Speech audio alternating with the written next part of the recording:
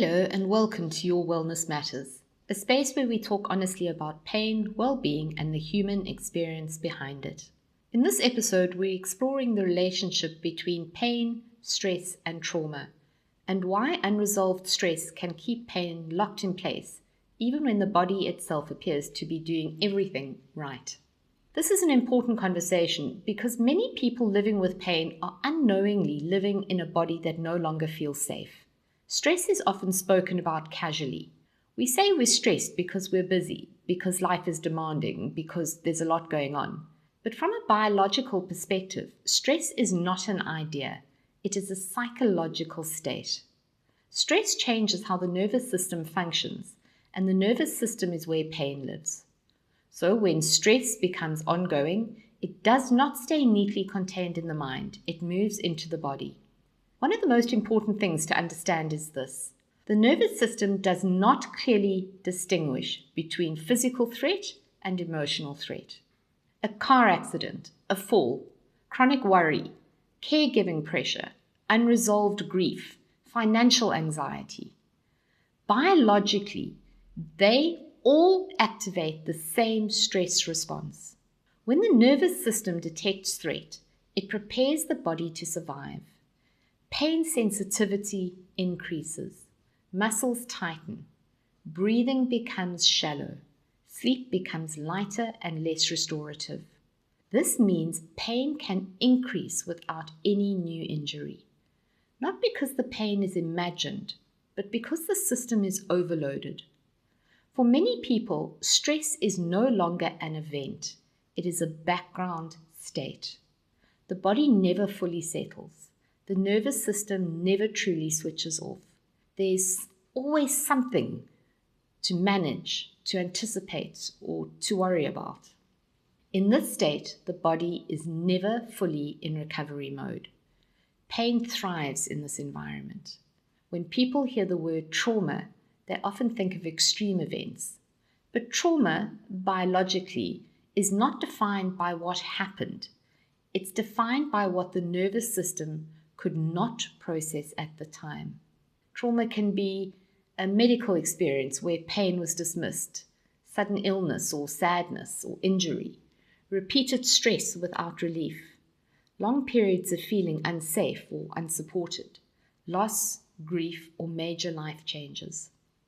If the nervous system did not feel safe enough to settle, the experience can remain unresolved. And unresolved experiences live in the body. When stress or trauma remains unresolved, the nervous system stays vigilant. It continues scanning for danger. It reacts quickly. It assumes threat is likely. Pain becomes part of that protective strategy. The body may produce pain to limit movement, encourage rest, or prevent perceived danger. This is not the body being cruel. It is the body being cautious. Living with stress-driven pain often feels confusing. People say, I don't understand why this won't settle. I've done everything I was told. There's nothing wrong on the scans. Psychologically, this can lead to self-doubt, frustration, feeling unheard or dismissed, loss in trust in the body, and over time, this emotional strain adds another layer or another stress, reinforcing the cycle. Many people are told to just relax, but relaxation is not a switch you can flip. A nervous system that has learned danger does not respond to instruction. It responds to experience. Safety has to be felt, not forced. This is why surface-level relaxation techniques often fail people in pain. The system needs consistency, predictability, and support. Healing the relationship between pain and stress is not about suppressing emotions or avoiding stress altogether. It is about regulation. Regulation means helping the nervous system more out of a constant alert and back into balance.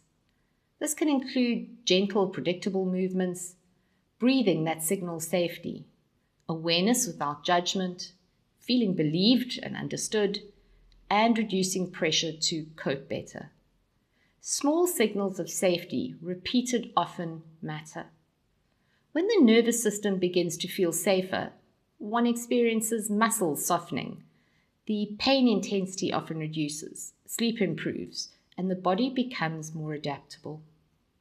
This does not mean that pain disappears overnight, but it is often becoming less dominant, less frightening, less all-consuming.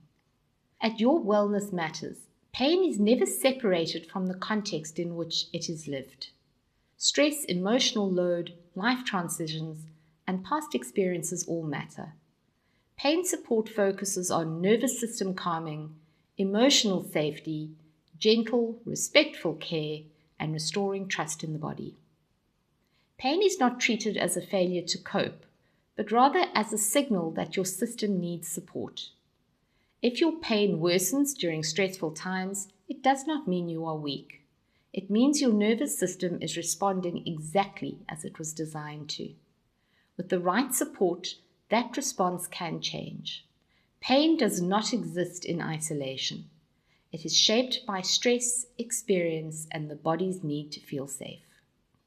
In the next episode, we'll explore how pain affects identity and what happens when pain quietly changes who you believe yourself to be. Take a breath, be kind to your body, relax, recharge, and remember, your wellness matters more than you think. The radio station you can't live without. This is your radio. This is South Coast Radio.